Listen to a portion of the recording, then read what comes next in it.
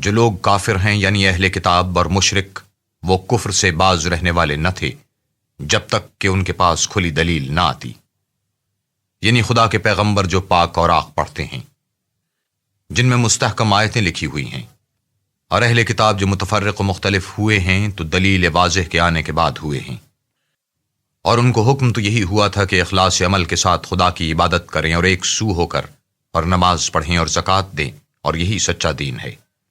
اور جو لوگ کافر ہیں یعنی اہل کتاب اور مشرک، وہ دوزخ کی آگ میں پڑیں گے اور ہمیشہ اس میں رہیں گے۔ یہ لوگ سب مخلوق سے بدتر ہیں، اور جو لوگ ایمان لائے اور نیک عمل کرتے رہے وہ تمام خلقت سے بہتر ہیں۔ ان کا صلہ ان کے پروردگار کے ہاں ہمیشہ رہنے کے باغ ہیں جن کے نیچے نہریں بہہ رہی ہیں، ابد الآباد ان میں رہیں گے۔ خدا ان سے خوش اور وہ اس سے خوش۔ یہ صلہ اس کے لیے ہے جو اپنے پروردگار سے ڈرتا ہے۔